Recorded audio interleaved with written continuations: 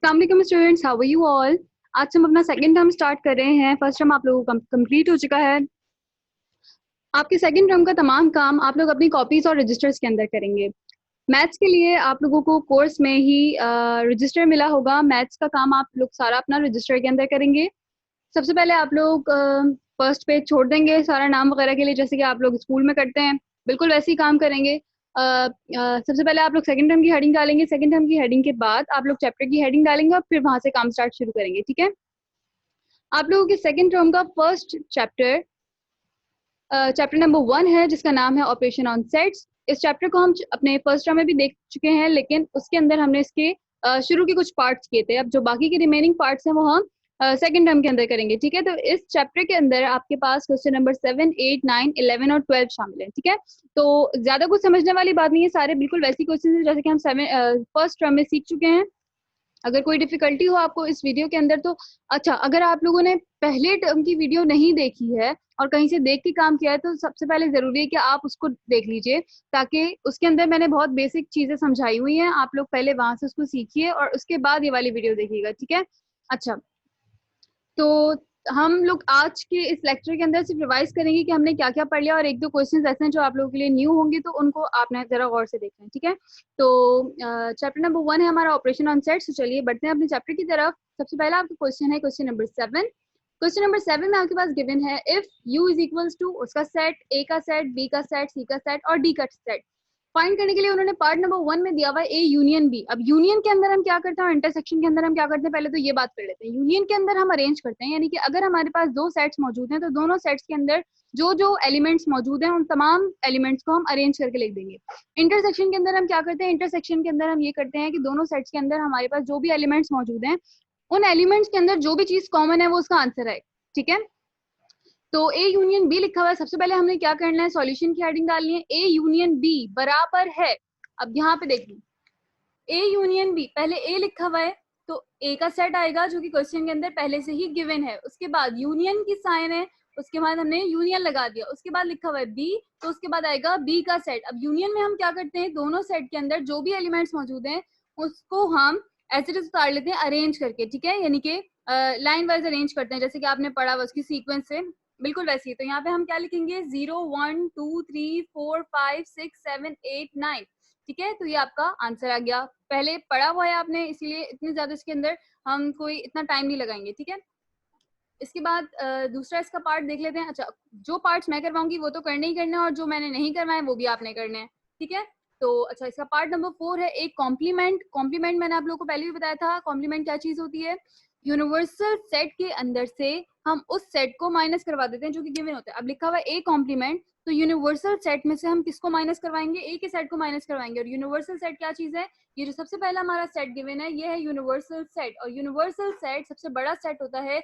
इस सेट के अंदर इसके सब सेट के तमाम एलिमेंट्स शामिल होते हैं। अब सब सेट के अंदर ए का सेट, बी का सेट, सी का सेट और डी का सेट, इन चारों सेट्स के अंदर जो जो एलिमेंट्स मौजूद हैं 1 से लेके 9 तक के नंबर्स हैं। अगर आप 0 से लेके 9 तक के नंबर्स हैं, अगर आप लोग गौर से देखें इन चारों सेट्स को, ए बी सी डी को अगर आप गौर से देखें तो इन सेट्स के अंदर 0 से लेके 9 तक के नंबर्स मौजूद हैं। तो यूनिवर्सल सेट के अंदर वो तमाम नंबर शामिल है जो कि इन चारों के अंदर मौजूद हैं। तो यूनिवर्सल सेट सबसे बड़ा सेट होता है। और कॉम्प्लीमेंट का मतलब क्या होता है, कॉम्प्लीमेंट का मतलब होता है कि हमने यूनिवर्सल सेट में से गिवन सेट को माइनस करवा देना है। अगर ए लिखा हुआ है तो ए को हम यूनिवर्सल सेट में से माइनस करवा देंगे। सॉल्व करते हैं इसको। सॉल्व करने का मतलब ये है कि हमें पता होना चाहिए ए कॉम्प्लीमेंट क्या चीज है। तो हमने बता दिया ए कॉम्प्लीमेंट मतलब होता है universal set minus A. Universal set minus A, universal set you पहले लिखा हुआ है तो यूनिवर्सल सेट पहले आएगा। और ये बात आप लोगों में पहले भी बता चुकी हूँ कि यूनिवर्सल सेट अलग चीज है और यूनियन अलग चीज है। ठीक है। दोनों यू से हैं, ये कंफ्यूज मत हो जाएगा। पहले लिखा हुआ है यू, तो हमने यू का सेट उतार लिया।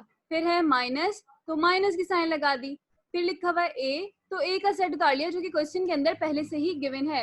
अब उसके बाद हमने ये बात की थी कि माइनस के अंदर हम क्या करते हैं, माइनस में हम ये देखते हैं कि दोनों सेट के अंदर जो भी कॉमन है उसको तो हम कैंसिल कर देंगे, उसको हम छोड़ देंगे। 0 इसमें भी मौजूद है, इसमें भी मौजूद है, इसको हमने कर दिया कैंसिल। 2 इसमें मौजूद है, इसको भी हमने कर दिया कैंसिल। 4 को भी कर दिया हमने कैंसिल। 6 मौजूद है, 6 को भी हमने कर दिया कैंसिल। 8 मौजूद है, 8 को भी हमने कर दिया कैंसिल। अब जो बचा है पहले सेट में, माइनस के अंदर हम क्या करते हैं, जो पहले सेट में वैल्यू बचती है उसको लिखते हैं। तो पहले सेट में हमारे पास क्या बच गया है, 1 3 5 7 9 और यही है आपका आंसर। ठीक है, उसके बाद क्वेश्चन नंबर 9 देख लेते हैं, b माइनस ए। आपकी बुक के अंदर स्लैश डला हुआ होगा, आप लोगों की मर्जी है स्लैश डालें या फिर आप लोग माइनस लगाते हैं। अगर आप लोग क्वेश्चन में स्लैश की जगह माइनस लगा रहे हैं तो फिर सॉल्यूशन में भी स्लैश की जगह माइनस ही लगाएंगे, लेकिन अगर आप लोग स्लैश ही लगा रहे हैं तो जहां पे मैं माइनस लगा रही हूँ तो आपको सॉल्यूशन के अंदर भी माइनस ही लगाना पड़ेगा, ओ सॉरी स्लैश ही लगाना पड़ेगा। ठीक है, बाज बच्चों ने ये किया हुआ है फर्स्ट टाइम के अंदर कि क्वेश्चन में तो उन्होंने माइनस लगा दिया लेकिन सॉल्यूशन के अंदर उन्होंने स्लैश लगा दिया, या क्वेश्चन के अंदर उन्होंने स्लैश लिखा हुआ है लेकिन सॉल्यूशन के अंदर उन्होंने माइनस लगा दिया। तो ये गड़बड़ मत कीजिएगा, अगर आप लोग क्वेश्चन में चेंजिंग करें तो उसकी सॉल्यूशन में भी चेंजिंग कीजिए। ठीक है, अच्छा b माइनस से हमारे पास क्वेश्चन नंबर 9 है, हम सॉल्यूशन की हेडिंग डालते हैं, b माइनस ए लिखा हुआ है यानी कि b का सेट और माइनस a का सेट, दोनों सेट के अंदर कुछ भी कॉमन हो तो उसको कैंसिल करना है और जो बचेगा पहले सेट में वो लिखना है। क्या इन दोनों सेट्स के अंदर कुछ भी कॉमन है, कॉमन मतलब कोई भी एक जैसा नंबर मौजूद है, नहीं, दोनों सेट के अंदर अलग अलग नंबर्स हैं। तो क्या होगा, पहला सेट बिल्कुल वैसे का वैसे ही हम उतार देंगे। ठीक है, 1 3 5 7 9 क्योंकि कुछ भी कैंसिल नहीं हुआ है पहले सेट के अंदर, क्योंकि दोनों में कुछ कॉमन था ही नहीं, तो इसलिए हमने एज इट इज उतार दिया। ठीक है, अच्छा यहाँ पे आप लोगों का पार्ट नंबर 1 कंप्लीट होता है, बाकी तमाम पार्ट्स इसके खुद करने हैं आपने, सॉरी क्वेश्चन नंबर 1 कंप्लीट हुआ है और इसके बाकी तमाम पार्ट्स आप लोगों ने खुद करने हैं। क्वेश्चन नंबर 9 आप लोगों ने खुद करना है, वो भी बहुत सिंपल सा है, आप उसको देख लीजिएगा। क्वेश्चन नंबर 10 की तरफ देख लेते हैं, ए का सेट और बी का सेट दिया हुआ है और फाइंड करने के लिए दिया हुआ है ए माइनस बी। ए माइनस बी फाइंड करने के लिए दिया हुआ है, माइनस में हम क्या करते हैं, दोनों सेट के अंदर जो भी चीज कॉमन होती है उसे कैंसिल कर देते हैं और जो बचता है पहले सेट के अंदर वो लिखते हैं।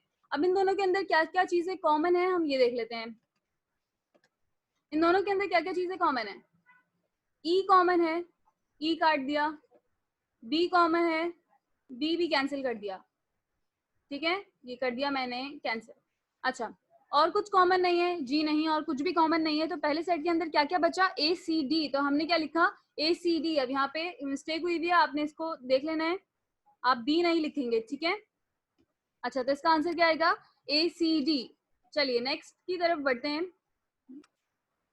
उसके बाद हमारा क्वेश्चन नंबर 11 है, if a is equals to 1 3 5 7 9, b is equals to 2 4 6 8 10 and c is equals to 3 6 12 18 21, then prove the commutative property of intersection of sets। Commutative property मांग रहे हैं। कम्यूटेटिव प्रॉपर्टी में हम ये देखते हैं कि अगर इक्वल्स टू के दोनों तरफ हमारे पास कोई वैल्यूज मौजूद हैं तो दोनों तरफ का आंसर हमारे पास सेम ही आएगा। फॉर एग्जांपल अगर मैं आपको कहूँ कि इक्वल्स टू के एक साइड पे मौजूद है 2 + 1 और दूसरी साइड पे मौजूद है 1 + 2, अब हमने वैल्यूज को आगे पीछे कर दिया लेकिन आंसर इसका हमेशा वही आएगा। बिल्कुल इसी तरह हम इसके अंदर भी करते हैं। हमारे पास यहाँ पे 3 सेट्स गिवन है, गौर से देखिएगा, ए का सेट है, बी का सेट है और सी का सेट है। तो अब हमने क्या करना है, बारी बारी इन सेट्स को सॉल्व करवाना है एक दूसरे के साथ। सही है, पहले ए को बी के साथ सॉल्व करवाएंगे और बी को ए के साथ सॉल्व करवाएंगे। ठीक है, फिर उसके बाद ए को सी के साथ करवाएंगे और सी को ए के साथ करवाएंगे, फिर इसी तरह बी को सी के साथ और सी को बी के साथ। ठीक है, इस तरह इसको आप देख लीजिएगा, गौर से देखिएगा इसको। Intersection of sets, property of intersection, intersection की बात की हुई है तो हम इंटरसेक्शन के अलावा और दूसरी साइन का यहाँ पे इस्तेमाल नहीं करेंगे। क्या मतलब हुआ, मतलब ये हुआ कि हमने कहा कि कम्यूटेटिव प्रॉपर्टी ऑफ इंटरसेक्शन के मुताबिक, according to the commutative property of intersection, A intersection B बराबर होगा बी इंटरसेक्शन ए के, बी इंटरसेक्शन सी बराबर होगा सी इंटरसेक्शन बी के, ए इंटरसेक्शन सी बराबर होगा सी इंटरसेक्शन ए के। अब हमने यहाँ पे क्या किया, गौर से देखिएगा, ए को पहले बी के साथ करवाया, 3 सेट्स मौजूद थे, तीनों को एक दूसरे के साथ करवाया, ए को बी के साथ करवाया है और फिर उसको उल्टा कर दिया, उसके आगे बी को ए के साथ करवा दिया। इसी तरह बी को सी के साथ करवाया है और फिर उसको उल्टा कर दिया, सी को बी के साथ करवा दिया। फिर उसके बाद ए को सी के साथ करवाया और फिर उसको उल्टा कर दिया, सी को ए के साथ करवा दिया। ठीक है, इसमें से सिर्फ एक पार्ट मैं आपको सॉल्व करके दिखाऊंगी, बाकी के ये दोनों पार्ट नीचे वाले आप लोगों ने खुद ही करने हैं। ठीक है, गौर से देखिएगा, ए और बी की, सबसे पहले हमारे पास है ए इंटरसेक्शन बी बराबर है बी इंटरसेक्शन ए के। हमने कहा कि ए इंटरसेक्शन बी बराबर है बी इंटरसेक्शन ए के, ये हम पहला वाला पार्ट सॉल्व करें। सबसे पहले तो हम एक साइड की बात करेंगे, लेफ्ट हैंड साइड की बात करेंगे, जो कि आपके लेफ्ट हैंड की तरफ है। सॉल्व इसको करेंगे, ए इंटरसेक्शन बी बराबर है बी इंटरसेक्शन ए के, हमने दोबारा से क्वेश्चन उतार लिया।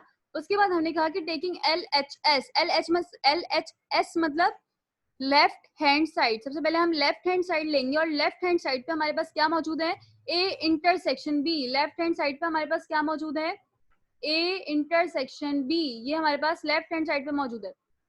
हमने लिया ए इंटरसेक्शन बी, ए और बी के सेट की बात की गई है तो ए और बी का सेट ही यूज होगा। ए इंटरसेक्शन बी बराबर है ए का सेट, सबसे पहले ए का सेट और फिर इंटरसेक्शन की साइन है तो इंटरसेक्शन की साइन और फिर उसके बाद बी का सेट। इंटरसेक्शन में हम क्या करते हैं, इंटरसेक्शन में हम ये देखते हैं कि क्या दोनों सेट्स के अंदर, वेट,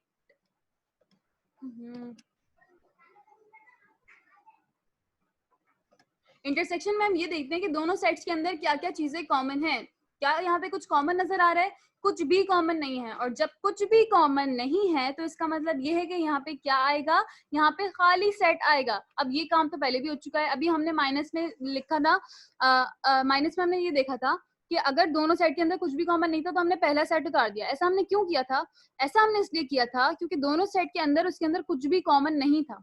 अगर कुछ कॉमन होता तो हम पहले कैंसिल करते, उसके बाद पहला सेट के जो एलिमेंट्स हैं उसको उतार लेते। लेकिन यहाँ पे हमने क्या देखा है, यहाँ पे हमें वही चीजें लिखनी थी जो कि कॉमन है, और जब कुछ कॉमन है ही नहीं तो हम लिखेंगे क्या। ये दो अलग अलग बातें हैं, जरा आप गौर कीजिएगा। तो यहाँ पे इन दोनों सेट्स के अंदर हमारे पास कुछ भी कॉमन नहीं है तो क्या होगा, खाली सेट उतार देंगे। और खाली सेट को हम क्या भी कहते हैं, नल सेट भी कहते हैं और एम्प्टी सेट भी कहते हैं। ठीक है, ये आ जाएगा इसका आंसर। सिर्फ लेफ्ट हैंड साइड का आंसर आया ये। ठीक है, अब उसके बाद हम इसके दूसरा वाला पार्ट सॉल्व करेंगे, यानी कि राइट हैंड साइड सॉल्व करेंगे। ये रही राइट हैंड साइड इसकी, बी इंटरसेक्शन ए। अभी हमने ए इंटरसेक्शन बी को सॉल्व किया है, अब हम बी इंटरसेक्शन ए को सॉल्व करेंगे। अब हम कहेंगे taking right hand side, right hand side को लेते हुए बी इंटरसेक्शन ए, बी और ए के सेट की बात की हुई है, लेकिन अब बी का सेट पहले उतरेगा क्योंकि बी पहले लिखा हुआ है और ए का सेट बाद में उतरेगा क्योंकि ए बाद में लिखा हुआ है। बी का सेट पहले उतार दिया मैंने और इंटरसेक्शन की साइन आई उसके बाद, और फिर ए का सेट उतार दिया। बात समझ में आ रही है। अब उसके बाद देखना है कि क्या इन दोनों सेट्स में भी कुछ कॉमन है। कॉमन सेंस की बात है, इन दोनों सेट्स के अंदर भी कुछ भी कॉमन नहीं होगा तो इसका आंसर भी क्या आएगा, नल सेट। तो हमने ये बात साबित कर दी कि लेफ्ट हैंड साइड बराबर आ गई हमारे पास राइट हैंड साइड के, हेंस प्रूफ। ये तो हो गया प्रूफ। लेकिन अब उसके बाद इसका पार्ट नंबर 2 और पार्ट नंबर 3 आपने प्रूफ करके दिखाना है। ठीक है, बिल्कुल इसी तरह करेंगे। बी इंटरसेक्शन सी लिखा हुआ है, सी इंटरसेक्शन बी लिखा हुआ है, पहले लेफ्ट हैंड साइड लेंगे, बी इंटरसेक्शन सी के साथ सॉल्व, बी को सी के साथ सॉल्व करवाएंगे और फिर राइट हैंड साइड लेके सी को बी के साथ सॉल्व करवाएंगे और फिर दोनों साइड्स का आंसर सेम आएगा। अगर सेम नहीं आ रहा तो मतलब आपने कुछ गड़बड़ की है। इसी तरह थर्ड पार्ट भी बिल्कुल ऐसे ही करेंगे, पहले ए को सी के साथ और फिर सी को ए के साथ सॉल्व करवाएंगे, दोनों साइड्स का आंसर सेम आएगा। उसके बाद हम नेक्स्ट देख लेते हैं। अच्छा, क्वेश्चन नंबर 2 और 3 आप लोगों का होमवर्क है, मतलब इसका पार्ट 3 और 2। Question number 12, if a is equals to 3, 6, 9, 12, 15, b is equals to 4, 8, 12, 16, 20 and c is equals to 5, 10, 15 और 20।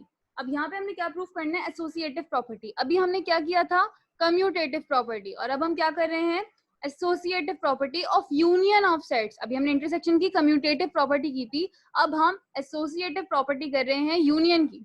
ठीक है, अच्छा, इसके अंदर हम क्या करेंगे, इसकी एक प्रॉपर्टीज को आपको ऐसे कह लें कि आपको एक लॉ याद करना पड़ेगा। According to the associative property of union of sets, ये जो चीज है ना ये आपको याद करनी पड़ेगी। A union B union C bracket के अंदर, ए यूनियन बी ब्रैकेट के अंदर और इसका यूनियन सी। अब इसको सॉल्व कैसे करेंगे ये देख लेते हैं। अब जब आप लोग स्कूल आएंगे ना तो मैं आप लोग को इसको याद करने का एक ट्रिक बताऊंगी। ठीक है, उससे आसानी से आप लोग याद कर सकते हैं। अभी मैं इस तरह नहीं बता रही, जब आप स्कूल आएंगे तो तभी मैं बताऊंगी। ठीक है, इसको आप आसानी के साथ याद कर सकते हैं, इसमें कोई भी मुश्किल बात नहीं। अच्छा, तो सबसे पहले हमने क्या करना है, वही पुराना वाला काम करना है। सबसे पहले हम लेफ्ट हैंड साइड को लेंगे, फिर हम राइट हैंड साइड को सॉल्व करेंगे। गौर से देखिएगा, ये नया काम है आपके लिए। सबसे पहले हमने क्या किया, लेफ्ट हैंड साइड ली, यानी कि ये वाली साइड ली, A union B union C, A union B union C, नजर आ रहा है। अब उसके बाद हमने क्या करना है, अब इसको सॉल्व करने के लिए हमें क्या करना है कि हम ब्रैकेट के अंदर वाली वैल्यू को पहले सॉल्व करते हैं। जब आप मैथ्स में भी क्वेश्चंस को सॉल्व करते हैं तो सबसे पहले आप लोग क्या सॉल्व करते हैं, ब्रैकेट सॉल्व करते हैं। तो हम यहाँ पे भी ब्रैकेट्स को सॉल्व करेंगे सबसे पहले। सही है, तो ब्रैकेट के अंदर क्या मौजूद है, बी यूनियन सी। तो सबसे पहले तो हम निकाल लेते हैं बी यूनियन सी। हमने लिखा बी यूनियन सी बराबर है, बी पहले लिखा हुआ है तो बी का सेट, यूनियन सी है तो फिर सी का सेट। और ये सेट्स कहाँ से आए, उन्होंने क्वेश्चन के अंदर हमें दिए हुए थे। यूनियन का मतलब क्या होता है? यूनियन का मतलब होता है अरेंज करके लिखना है, यानी कि दोनों सेट के अंदर जो जो एलिमेंट्स मौजूद हैं हमने उनको अरेंज करके लिख देना है। कैसे लिखेंगे?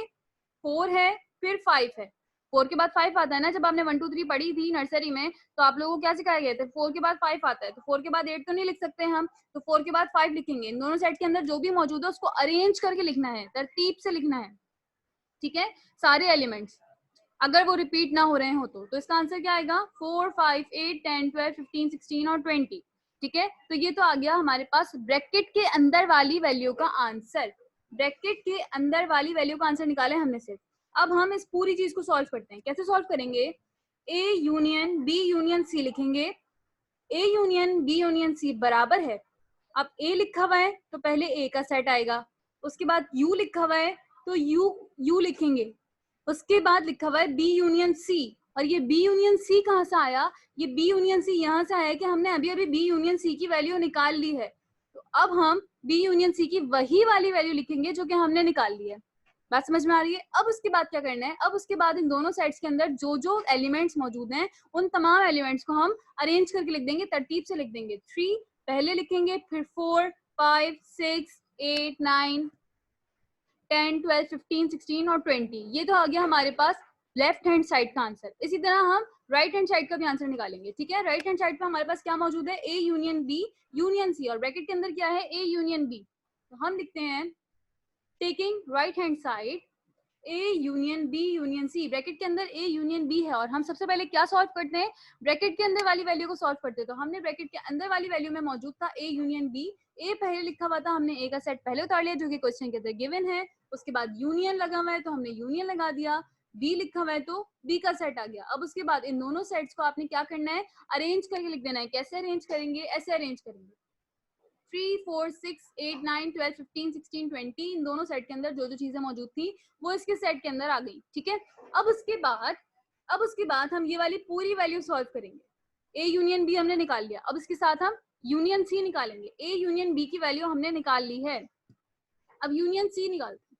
हमने लिखा पूरा वही जो लिखा हुआ था, A union B union C बराबर है, ए यूनियन बी की वैल्यू हमने निकाल ली, हमने लगा दिया ए यूनियन बी का सेट, उसके बाद यूनियन की साइन है ये वाली तो यूनियन आ गया, उसके बाद सी लिखा हुआ है तो हम उसके बाद सी का सेट लिखेंगे। अब इन दोनों सेट्स के अंदर जो जो एलिमेंट्स मौजूद हैं वो तमाम एलिमेंट्स इसके आंसर के अंदर आ जाएंगे, अरेंज करके लिख देंगे बिल्कुल वैसे ही। अब आपने चेक ये करना है कि क्या इसका आंसर, यानी कि ये जो हमने आंसर निकाला है और इससे पहले जो हमने आंसर निकाला था लेफ्ट हैंड साइड का, वो बराबर आए हैं या नहीं। और जब आप चेक करेंगे तो आपको पता चलेगा कि ये दोनों साइड्स हमारे पास बराबर आ गई हैं। तो हमारे पास लेफ्ट हैंड साइड बराबर आ गई राइट हैंड साइड के, तो हमने ये बात प्रूव कर दी कि हमने क्या प्रूव कर दिया? हमने associative property of union of sets को प्रूव कर दिया, ठीक है। अच्छा, यहाँ पे हो गया ये चैप्टर खत्म। अब आप लोगों ने कॉपी में क्या क्या करना है, मतलब आपने रजिस्टर में क्या करना है? अपने रजिस्टर में आपने करना है क्वेश्चन नंबर 7 के तमाम पार्ट्स, क्वेश्चन नंबर 8 के तमाम पार्ट्स, क्वेश्चन नंबर 9 के तमाम पार्ट्स, और क्वेश्चन नंबर 11 और 12 जो कि मैं करवा चुकी हूँ। क्वेश्चन नंबर 11 का मैंने एक पार्ट करवाया, आपने बाकी के 2 पार्ट्स भी करना है, ठीक है। कोई डिफिकल्टी हो, कोई मुश्किल हो, मुझसे आप लोग पूछ सकते हैं कॉमेंट्स के अंदर, ठीक है। चलिए, अपना बहुत ख्याल रखिएगा और अल्लाह ताला आप लोगों को हिम्मत दे, हौसला दे काम करने का, और दुआओं में याद रखा करें, अक्लमंद के लिए इशारा काफी है। थैंक यू सो मच, अपना बहुत ख्याल रखिएगा, अल्लाह हाफिज।